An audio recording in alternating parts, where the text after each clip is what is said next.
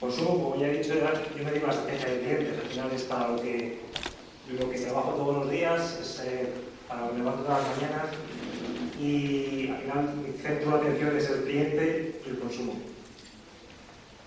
Aquí sí que hay bastante disparidad de funcionales. ¿Quién se dedica a temas de marketing? ¿Podría levantar la mano? ¿Algún tema relacionado con marketing? Sí, más o menos 50%. Yo desde mi experiencia como marketingero siempre digo dos cosas. Solo existen dos tipos de personas, o dos tipos de posiciones en una empresa. Una, los marketingeros full time, como yo, y como el 50% de vosotros que os dedicáis a temas de marketing full time, pero el 50% de la gente, o la otro tipo de posición, es lo que se dedican al marketing part-time. Es decir, todos nosotros, aunque no nos dediquemos directamente al marketing, necesitamos el marketing. Al final tenemos un cliente, si no es el cliente final, tenemos a nuestro jefe, a nuestro estudiante, a nuestro paciente. Hay mucho médico por aquí, cada vez más el paciente es más un cliente, tenemos que entender sus necesidades, tenemos que tratarlo de manera diferente, etc. Así que por eso vengo a hablar de consumo, ¿no? Que nos interesa a todos. ¿Y por qué de personalidad? Hace ya 3 años, bueno, yo os he comentado que yo me dedico al tema del marketing, he estado trabajando en muchas compañías, clientes que siguen mi pasión, y he trabajado en diferentes compañías para poder entender a estos clientes. Hemos empezado a entender a los clientes por muchas vías: por edad, por sexo, por afinidad con el producto, por temas geográficos. Hemos intentado dividir a los clientes dependiendo de si es más afín o menos afín a la marca. Hemos dado tantas vueltas, pero siempre en mi cabeza estaba el por qué, ¿no?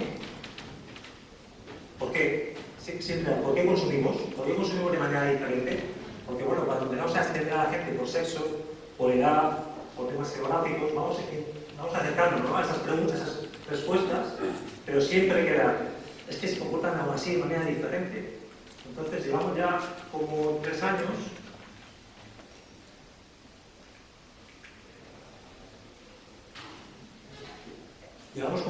que montamos ya un equipo de trabajo en el cual unificamos doctores, especialistas del sector. Mónica también estaba muy metida en todo esto, y empezamos a trabajar en entender al cliente. Y en ello nos dimos cuenta, y sobre todo la parte más médica nos abrió la mente en el tema de la personalidad. Oye, perdón, es que la personalidad nos diferencia. La personalidad nos diferencia tanto como ser hombre o mujer. Estamos en la misma dimensión. Antes comentaba con alguno de vosotros en el break, oye, es que hay que tener en cuenta el sexo a la hora de entender a los comportamientos. Digo, por supuesto, es la primera variable que un marketingero mete en su definición de productos, definición de campañas, etc. Este producto es para un hombre y este producto es para una mujer. Y a raíz de ahí empezamos a entenderlo mejor. Pues bien, la personalidad, y alguien muy bien que introdujese antes el tema de la personalidad, nos diferencia a unos de a otros en la misma dimensión. Diferentes personalidades nos configuran de manera diferente. Y cuando profundizamos en este tema, nos damos cuenta que la personalidad está dividida en dos grandes conceptos. Uno de ellos es la parte más intrínseca, que le llamamos temperamento, que es la respuesta más automática. Esas respuestas automáticas que comentaba César de acción-reacción están en nuestro cerebro, son genéticas, es decir, las heredamos, son estables. Si nosotros somos con un temperamento, lo vamos a hacer durante toda la vida. Y hay otra parte de la personalidad que lo recubre, que es el carácter, lo que llamamos carácter, que es más lo que aprendemos en la vida, es más cambiante, es basado en nuestras experiencias pasadas, nuestra educación, impacta mucho también el tema cultural. No se entiende lo mismo por bueno o por malo en España que en Inglaterra, y no nos pongamos ya el mundo asiático contra el mundo occidental. O sea, todo eso, cuando trabajamos en el mundo del marketing, tenemos que tenerlo en la cabeza. Siempre se ha dicho que el marketing es una ciencia o es un arte. Siempre es la eterna pregunta. Hay gente más de un lado, gente de otro. Y en mi opinión es 50% ciencia, 50% arte. Aquí venimos a presentar parte de la ciencia y dejamos un poco en vuestras manos la parte del arte, ¿no? Como marketingeros, intentar abrir la mente para que con vuestro talento y vuestro conocimiento adaptéis los mensajes que vamos a ir mandando a vuestro entorno. Entonces, como comentaba, está el temperamento, que es la parte más intrínseca de la personalidad y la que vamos a presentar hoy. Y por otro lado, el carácter, que es lo que tailoriza o cambia la manera que presentamos nuestro temperamento a la sociedad. Si nos metemos más profundamente en el temperamento, que es donde focalizamos nuestro estudio, definimos como 3 grandes dimensiones del temperamento, que nos van a configurar 8, y solo 8, segmentos de temperamento. Esos 8 segmentos de temperamento nos van a indicar claramente cómo reaccionamos automáticamente hacia ciertos estímulos. Y de esa manera podremos encontrar o priorizar nuestro marketing, nuestros productos, nuestros mensajes, nuestros canales de comunicación. Intentar predecir cómo van a compartir socialmente todos estos mensajes y estos productos en las redes sociales, etc. Si me gustaría, voy a comentar las 3 grandes macrodimensiones que cada uno de vosotros internamente, mientras que la voy explicando, os vayáis posicionando. ¿Vale? Y así, al final de la presentación, podréis haceros una imagen en la cabeza de cuál de esos 8 segmentos sois. ¿Sí? El primer macrodimensión del temperamento es la novedad, es la búsqueda de la novedad. Aquellos que se dedican al marketing sí que les sonará este concepto del tema de los early adopters, gente que ante un nuevo producto, un nuevo servicio o mensajes novedosos activan su comportamiento. Esta dimensión es un activador, como comentaba César, el tema de la dependencia de la recompensa, que también es un activador del comportamiento. Este es un activador. Ante un estímulo novedoso, hay gente que activa su comportamiento, pero hay gente que a mí me presentas algo novedoso y no me llama la atención. Siempre pongo el mismo ejemplo, ¿no? Siempre pongo el ejemplo de mi padre. O sea, al final mi padre tiene la búsqueda de la novedad no baja, bajísima. O sea, mi padre sigue utilizando la radio de la ruedecita, ¿no? Digo, oye, total, cámbiate, que ya te lo busco. No, aquí. Si no me llama la atención, ¿no? Un ejemplo aquí también, ¿no? Tenemos el triciclo de toda la vida o este triciclo súper novedoso. Pues genéticamente hay gente que se va al novedoso porque es nuevo, simplemente el hecho de ser nuevo, oye, es nuevo. Ahora bien, mucha gente que prefiere el de toda la vida o está utilizando el de toda la vida, le pones uno nuevo y dice, no me llama la atención. ¿Sí? Ya nos estamos colocando cada uno de nosotros, si estamos más arriba, más abajo. Como comento, el temperamento es un tema estático, es decir, es cómo se producen ciertos mecanismos en nuestro cerebro que estimulan. Es verdad que esta dimensión se ve un poco matizada con el tema de la edad. Cuando somos más jóvenes, nos llaman más cosas la novedad y cuando vamos envejeciendo buscamos menos, ¿no? Pero siempre aquel que tuviese una búsqueda de novedad alta, la va a tener más alta que una persona que tiene una búsqueda de novedad baja. El segundo macrodimensión es el tema de la percepción del riesgo. Este es todo lo contrario. Si la novedad era un activador del comportamiento, esto es un freno.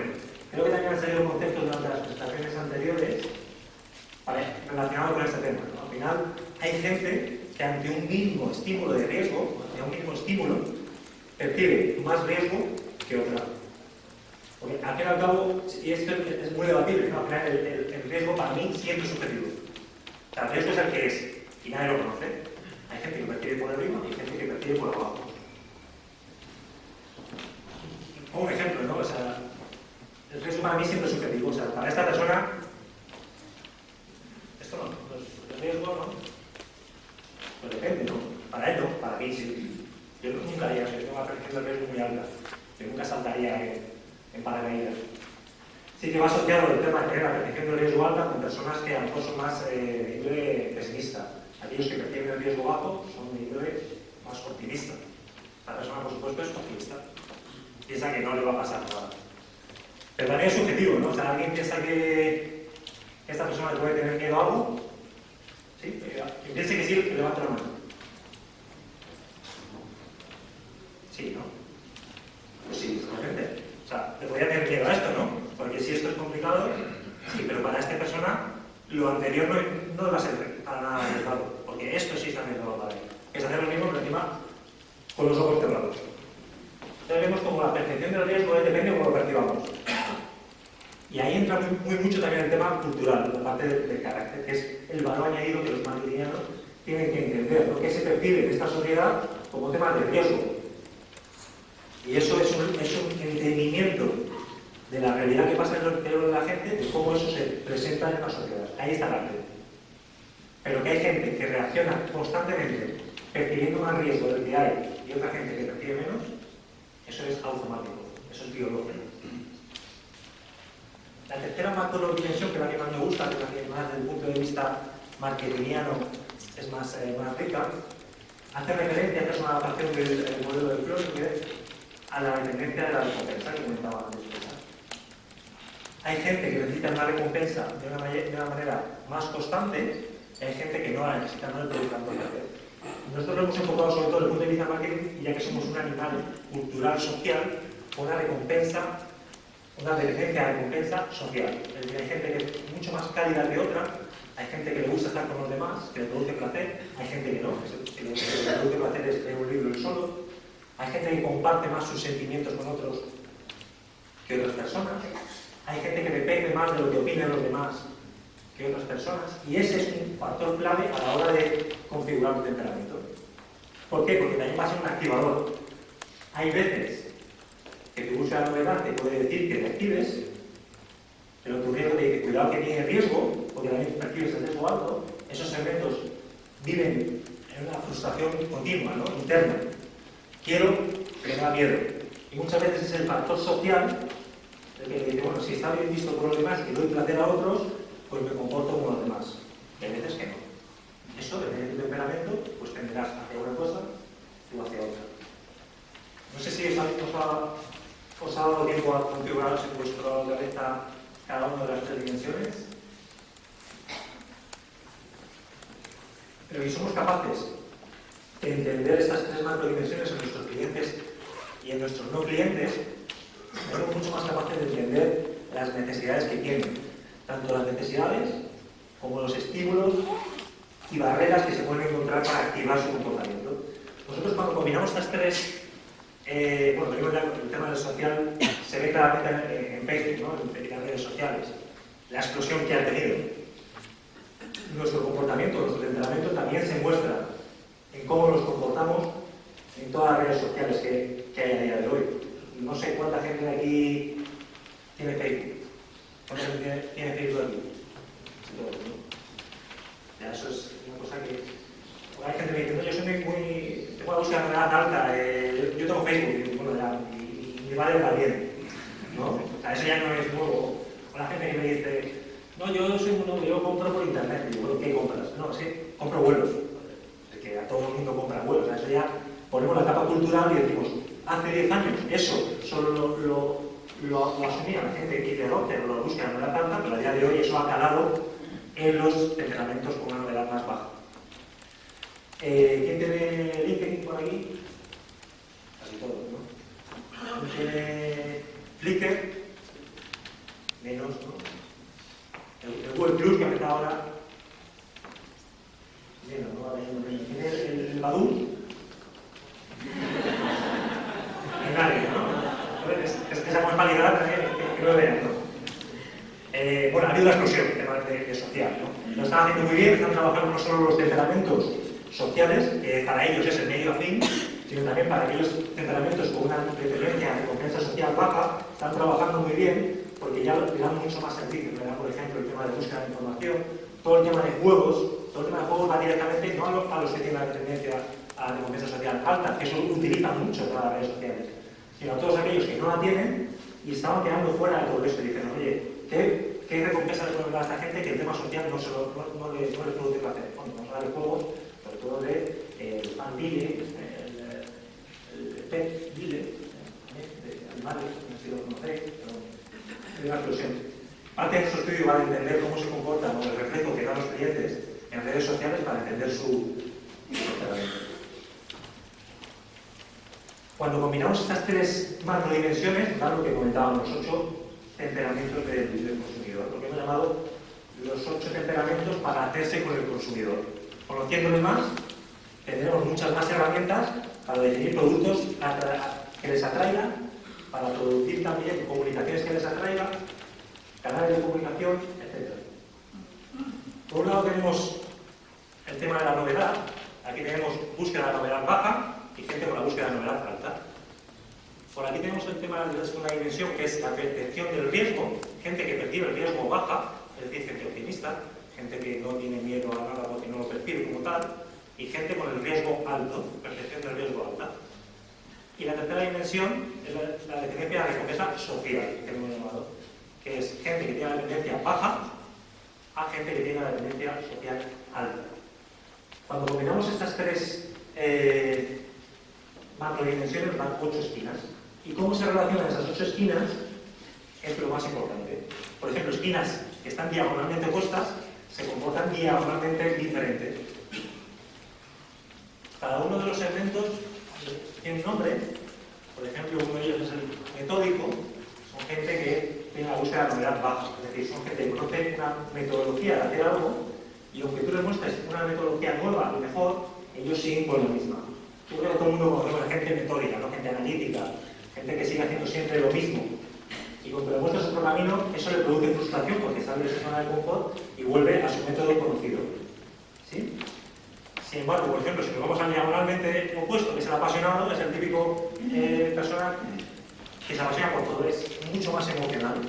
Busca la novedad, le llama mucho la atención, como no percibe riesgo, enseguida va buscando y explora. Y encima depende socialmente, es decir, aquí tiene el activador social, o sea, como le pongas algo que es novedoso y aceptado socialmente o le va a proyectar socialmente, él, de cabeza. Totalmente opuesto. Eso se ve tanto a productos, como acercarte a ellos, cómo convencerles, etc. Nosotros lo que hicimos cuando montamos este estudio para entender cómo se comportaban y sobre todo demostrar que cada uno de los segmentos sigue un comportamiento diferente en cada una de las fases del consumo, desde las necesidades, cómo buscan información, cómo comparan alternativas de compañías, cómo compran propiamente y luego cómo comparten su proceso de compra, que es una de las cosas más importantes a día de hoy, es cómo mis clientes pueden compartir mi producto o servicio con toda su red gracias a las redes sociales. Montamos un equipo multidisciplinar, gente del sector, autores de medio de ciencia, doctores. Hicimos también un análisis de más de 300 trabajos que ya se han realizado, porque una de las cosas que más han repetido, o más que han enriquecido durante este estudio es que con tal de que juntas medicina y marketing, o sea, la explosión que pasa ahí es brutal. Si en marketing nos centramos en hacer estudios de marketing e investigación, conseguir algo diferencial, algo incremental de conocimiento, es brutal, es muy difícil. Tenemos que invertir muchos recursos. En medicina algo parecido, ¿no? Se lanzan estudios diariamente. Cuesta también conseguir novedades. Con tal que juntamos los dos mundos, las sinergias y la explosión de conocimiento es brutal. De hecho, todo el estudio se ha generado en varios años. Es decir, al final hemos juntado cuáles son las teorías de la personalidad estudiadas y demostradas empíricamente en el mundo de la medicina, cómo es ese comportamiento en el mundo marketingiano y lo hemos demostrado empíricamente. Para ello montamos encuestas, tuvimos una muestra de más o menos 600 personas y los resultados fueron brutales, ¿no? Al final, cada una de las 3 dimensiones se veía impactada en cada uno de los procesos de compra. Hicimos como unos 60 puntos críticos de estudio, 60 preguntas, donde iba evaluando necesidades, cómo buscas información, etc. Y en cada una de las fases, las 3 dimensiones salían correlacionadas. O sea, correlacionadas, que impactaban, ¿no? Por ejemplo, gente que tiene la novedad baja, es decir, que no le llama la novedad nada. Mi padre, por ejemplo, son menos impulsivos. Sabía que el 50% más de gente con la novedad baja declaraba que evalúan mucho más las cosas, mucho más detalladamente. Con esos tendremos que trabajar mucho más diferente, ¿no? Con los que tengan la novedad alta, lo único que tenemos que poner es el click to action en la página web, porque esos, si están convertidos, te lo ejecuten rápido. Vemos un poco la potencia que tiene también conocer a nuestros clientes, va a priorizar todo lo que tenemos que hacer con ellos. Salían que eran menos impulsivos, compartían menos en las redes sociales, como también las redes sociales es algo novedoso, ellos son menos afines o eran menos afines a esas redes sociales, cuesta un poco más, comparten menos, etc. La siguiente macrodimensión, como os explicaba antes, la percepción del riesgo. aquellos que tenían percepción de riesgo baja, es decir, eran optimistas, compraban mucho más online, no tenían miedo al canal online, compraban más frecuentemente y compraban más. Y compraban además productos más complejos, lo que decía antes, comprar tickets de avión, vale, es una percepción de riesgo X, pero eso no es riesgoso, ya la gente ha ejecutado muchas veces el proceso de compra y está interesado. Quizá hace 10 años en Estados Unidos todo el mundo compraba y aquí no, y sí que era una acción mucho más de riesgo. Compraban más habitualmente y productos más riesgosos. Y el tema, quien tenía la dependencia de recompensa social alta, también esos demostramos que tenemos más afín toda la parte de social, ¿no? Tenía más fotos de Facebook, compartía más, tenía más amigos, etc. Entonces, aquí he traído simplemente una muestra de las 60 puntos críticos que estuvimos midiendo, pero básicamente el mensaje es, oye, cada uno de las dimensiones está impactada. Impacta directamente en cómo nos comportamos. ¿Sí? Entonces, una vez que entendemos cómo funciona cada una de las dimensiones en nuestro mercado, nuestro cliente potencial, sí que podemos detectar barreras y oportunidades. Pero más aún, cuando profundizamos y juntamos los ejes, como he comentado antes, la diferencia de los matices son mucho mayores. El metódico, por ejemplo, como comentaba antes, es un segmento basado en la estabilidad, en el orden, en el control, en la constancia, en hacer siempre lo mismo. Todo lo que sea metódico para ellos, por ejemplo, pueden ser las cuotas fijas, para ellos es ideal, ¿no? Una vez puesto de que cambie su comportamiento, pero tienes una cuota fija, ese va a seguir siendo tu cliente. Va a ser más difícil que te abandone que otros. Sin embargo, por ejemplo, el apasionado, como comentaba antes, sobre todo hay un concepto general en su vida, que es llamar la atención. Ellos viven para llamar la atención y, por ejemplo, eso se sabe mucho en las redes sociales. Como comentáis que todos teníais Facebook, a lo mejor le ponéis cara en la parte de vuestros amigos, ¿no? O sea, en Facebook se ve claramente, hay gente que llama la atención siempre, ¿no? Estoy aquí. Ya puede ser, estoy comiendo, estoy en el baño, estoy no sé qué. Estoy aquí. ¿Qué es este tío?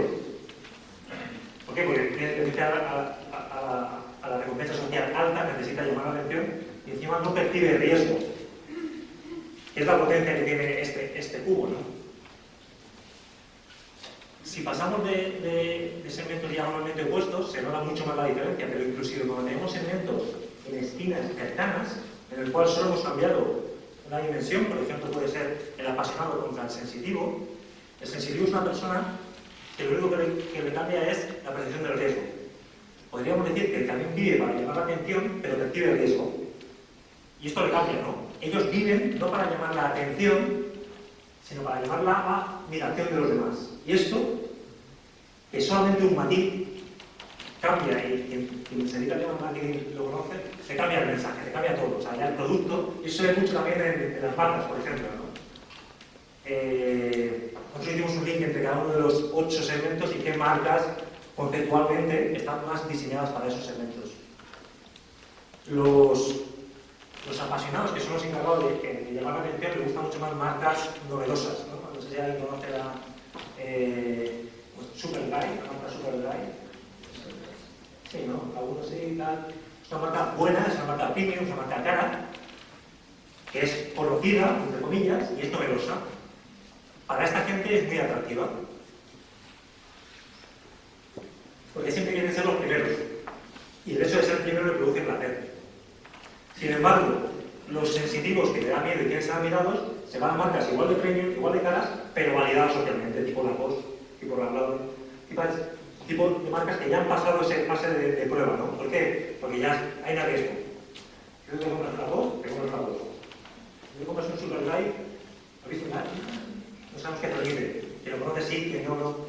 Entonces, las marcas también van muy asociadas a qué tipo de entrenamiento y qué tipo de valores tenemos que dar a cada una de las marcas, dependiendo de nuestro producto y nuestro objetivo de segmento de clientes.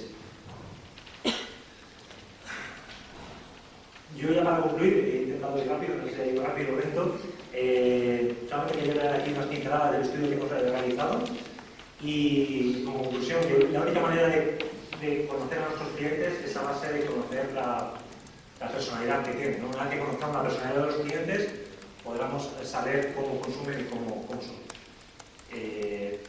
Básicamente eso es todo lo que quería daros hoy. Si queréis profundizar en los segmentos, cada uno de los segmentos,